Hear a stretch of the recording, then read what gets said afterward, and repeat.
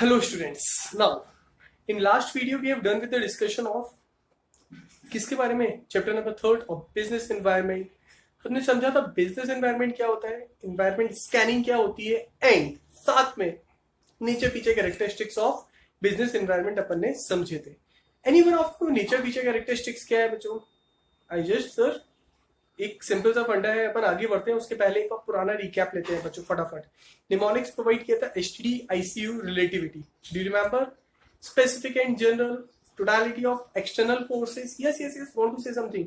D for dynamic, I for interrelatedness, C for complexity, U for uncertainty and relativity. In this way we have done with the 7 nature feature characteristics. Now बच्चों आज का हमारा topic है बहुत छोटा सा simple सा है, importance of business environment. Exactly business environment किस वे में इंपॉर्टेंट है, बिजनेस के लिए बिजनेस एनवायरनमेंट को समझना क्यों इंपॉर्टेंट है बच्चों.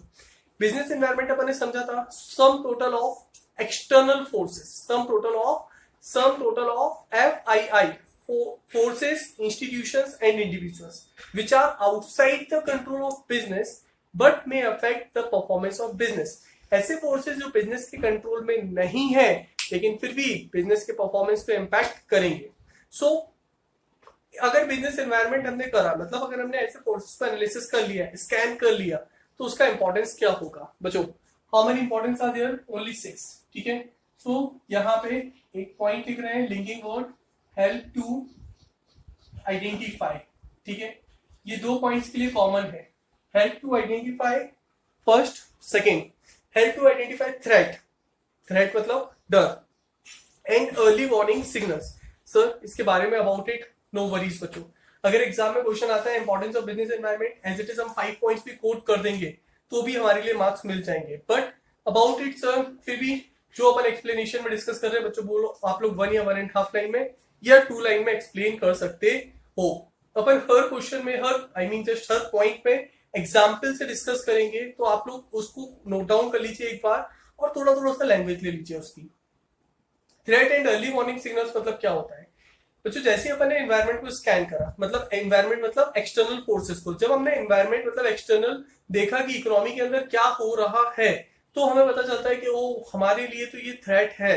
ठीक है, मतलब कुछ ना कुछ, जैसे अगर हम किसी भी बिजनेस में ऑपरेट कर रहे हैं और हमें लग रहा है कि भाई हमारा नया सब्सटीट्यूट आने वाला है या कोई इंटरनेशनल या मल्टीनेशनल कंपनीज एंटर करने वाली है मार्केट में. ठीक है, अब उसके लिए हम क्या करेंगे? हम अपने आप को एक वार्निंग सिग्नल लेके कहीं ना कहीं अपडेट करेंगे. Update with respect to quality, we will improve the quality, thereafter we will reduce the cost and ultimately we will just analysis the customer satisfaction. हम इन चीजों पे वर्क करना शुरू कर देंगे बिकॉज हमें एक थ्रेट दिखा मार्केट में. जब हमने एनवायरनमेंट को एनालिसिस करा तो हमें एक थ्रेट दिखा, तो उससे ओवरकम करने के लिए हमने एक सिग्नल लिया और उस सिग्नल के ऊपर वर्क करना शुरू कर दिया. डन. तो हमारा बिजनेस कहीं ना कहीं एग्जिस्टेंस में रहेगा. सो first important of business environment is what? It help to identify threat and early warning signals. Done. Next point, opportunities and getting first mover advantage. बच्चों again one of the same criteria, help to identify opportunities. अगर हमने देखा कि भाई market के अंदर कोई problem है तो हमने प्रॉब्लम को एज अ अपॉर्चुनिटी लेंगे हम. अगर किसी भी कस्टमर को किसी भी टाइप की कोई प्रॉब्लम जा रही है बच्चों, तो वो बिजनेसमैन के लिए क्या रहेगी? बिजनेस फर्म्स के लिए अपॉर्चुनिटीज. ठीक है, उसको हम अपॉर्चुनिटी की तरह कंसीडर करेंगे और getting a first mover advantage. और अगर हम उस बिजनेस को स्टार्टअप कर लेते हैं तो उसका हमें सबसे पहला एडवांटेज मिलेगा. फॉर एग्जाम्पल मारुति उद्योग ने फर्स्ट टाइम 4 व्हीलर इंट्रोड्यूस करी थी. उन्होंने अल्टीमेटली 2 व्हीलर्स और व्हीलर्स मतलब उन्होंने व्हीकल्स इंट्रोड्यूस करी. उन्होंने देखा कि अल्टीमेटली इंडियन इकोनॉमी के अंदर या इंडियंस में जो भी पर्सन की डिमांड है, कंज्यूमर की डिमांड को देखते हुए उन्होंने एक प्रोडक्ट लॉन्च करा और वो बहुत ज्यादा उनका प्रोडक्ट कहीं ना कहीं बहुत ज्यादा अपॉर्चुनिटीज उन्होंने देखी. भाई एक अपॉर्चुनिटी है, मार्केट में रिक्वायरमेंट है लेकिन ऐसा कोई प्रोडक्ट नहीं है, तो उन्होंने अपॉर्चुनिटी देखी और उसका एडवांटेज ले लिया.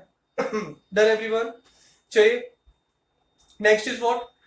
2 point we have done with the 2 point, threat, early warning signal, opportunity, getting a first mover advantage. Opportunity का बेनिफिट केवल उसको मिलेगा जिसने फर्स्ट मूवर एडवांटेज लिया. हमने एनवायरनमेंट स्कैन करा, मार्केट इकोनॉमी को स्कैनिंग, एनवायरनमेंट स्कैनिंग हर कोई करता है. स्कैनिंग मतलब awareness and getting understanding about the business, हमें बाहर से पता चला कि एग्जैक्टली क्या रिक्वायरमेंट है, एक्सटर्नल रिक्वायरमेंट्स क्या है, जो ज्यादा रिक्वायरमेंट है वो हमारे लिए अपॉर्चुनिटीज, और अगर कुछ हमारे बिजनेस को हिट करने वाला है, समथिंग विच हैम्पर, जो हमें डरा रहा है, that's a threat for us. Okay, third point, planning and policy formulation. बच्चों, when we scan the environment, हर पॉइंट में फोकस कर रहे हैं, हम एनवायरमेंट स्कैनिंग को लेकर चल रहे हैं। अगर हमने एनवायरमेंट, बिजनेस एनवायरमेंट को स्कैन कर लिया प्रॉपरली, तो अब हमें कंज्यूमर की नीड पता चल जाएगी, उसके accordingly we will formulate the plans as well as the policies. Because अब अगर हमें लग रहा है कि भाई right now at present point of time due to the कोविड-19 the consumers don't have that much of liquidity, उनके पास उतना पैसा नहीं है ड्यू टू दिस कोविड-19, तो कहीं ना कहीं अपनी पॉलिसी को लिबरल कर सकते हैं। ठीक है, हमारी पॉलिसी पहले बहुत स्ट्रिक्ट होती थी, अब हम लिबरल कर देंगे। ठीक है, तो हम उसके अकॉर्डिंगली प्लान करेंगे कि हमें बिजनेस में फर्दर कैसे प्लानिंग करनी है, what's the next step that we are going to take, and accordingly we will frame the policy. Done, so we have done with the 3 point, threat, opportunities, and P for planning and policy formulation. Next is what I for improving performance। बच्चों, improving performance क्या होता है? अगर one of the same thing, if we have done with the environment scanning, अगर हमने environment को scan कर लिया, समझ लिया कि भाई environment में क्या क्या है, क्या changes हो रहे हैं, उसको अगर हमने अपने बिजनेस में अडेप्ट करें उन चेंजेस को, तो it ultimately it lead to hit our performance, कहीं ना कहीं हमारी परफॉर्मेंस इंक्रीज हो जाएगी। और अगर हम चेंजेस के साथ कूप अप नहीं कर पाए तो हमारा परफॉर्मेंस डाउन हो जाएगा। डन, तो एनवायरमेंट स्कैनिंग बहुत ही इंपॉर्टेंट है बच्चों। अगर बिजनेस फर्म्स एनवायरमेंट स्कैन करता है तो उसको बहुत सारे उसके बेनिफिट्स मिल सकते हैं। Next point, we have done with the 4 points, threat, opportunity, planning and policy formulation, and the 4th point, improving performance. 5th point is what cooping with rapid changes। cooping with rapid changes simple terms में बोले बच्चे, dynamic. Now तो dynamic क्या होता है, I hope पता होना चाहिए, मैनेजमेंट में अपने स्टार्टिंग से पढ़ा है। डायनामिक मतलब keep on changing as per the changes, as per the changing requirement और as per the changing environment. जो भी बाहर चेंज हो रहा है उसके अकॉर्डिंगली अपने बिजनेस को चेंज करिए। ठीक है, अगर हम कूप अप करते जा रहे हैं, सपोज फॉर एग्जांपल अभी जो कोविड की सिचुएशन है, due to the Covid pandemic, now the firms are switching themself from offline to online, they are providing the online services, they are more emphasis on the online services. This is what are coping with rapid changes. जो भी economy के अंदर भी present change हो रहे हैं उसके accordingly हमने उसको कूप अप करना शुरू कर दिया। अगर हम कूप अप करते जाएंगे, मींस अडेप्ट करते जाएंगे, तो बहुत ही फीजिबल रहेगा, हम अपने बिजनेस को स्मूथली रन कर सकते हैं। नाउ द लास्ट पॉइंट बच्चों, tapping with useful resources. What is this tapping? Tapping means gather करना, इकट्ठा करना। ठीक है, tapping with useful resources. Tapping useful resources मतलब जो बिजनेस के लिए रिक्वायर्ड यूजफुल मटेरियल है उनको टैप करना। समझे एक बार, हम बिजनेस जो कर रहे हैं, बिजनेस के अंदर हम अल्टीमेटली जो भी इनपुट पुट करते हैं वो सोसाइटी से लेते हैं हम input as a raw material, and finish good बना के भी वो किसको सेल आउट करते हैं, सोसाइटी को। तो अब भैया हमें सोसाइटी की नीड एंड वांट्स को तो एनालाइज करना ही पड़ेगा। पहले जो बच्चों टीवी चलती थी या कंप्यूटर चलते थे, वो मॉनिटर जो होता था ना उसको बोलते थे CRT। ठीक है, CRT मतलब उसकी जो फ्रेम फॉर्मेशन होता था काफी ब्रॉड रहता था वो, तो उसको बोलते थे CRD।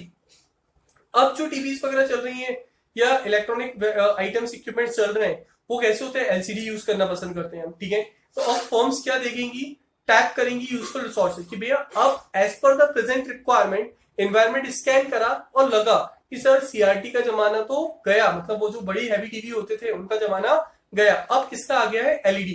तो they will accumulate the resources, they will gather the resources as per the present requirement. This is what we're tapping with useful resources. But what's the mnemonics of this importance topic, tapping? Just have a quick recap of this mnemonics. T for threat and early warning signal. O for opportunity and getting first mover advantage. T हो गया, O हो गया. P for planning and policy formulation. I for improving performance. C for coping with rapid changes, and tapping itself or tapping with useful resources. Hope ये 6 point जो हमने importance के discuss करे ये आपको क्लियर होंगे, पॉइंट्स निमोनिक्स के through memorise कर सकते हैं। Now In our next video, we will cover dimensions of business environment. And hardly it took 2 more videos after the dimensions, then we have done with this chapter. बहुत छोटा सा chapter है बच्चों, so please focused and please emphasis. I'll just always try कि हम अपनी video को बहुत स्पेसिफिक रखते हैं, ज्यादा पार्ट कवर नहीं करना कि आप एक वीडियो अगर वॉच कर रहे हैं तो उससे आपका माइंडसेट होगा कि ओके मैंने अभी 10 मिनट्स की वीडियो के अंदर एक कॉन्सेप्ट तो बहुत अच्छे से कवर कर लिया. सो होप चीजें क्लियर होंगी. Have a good day. Thank you.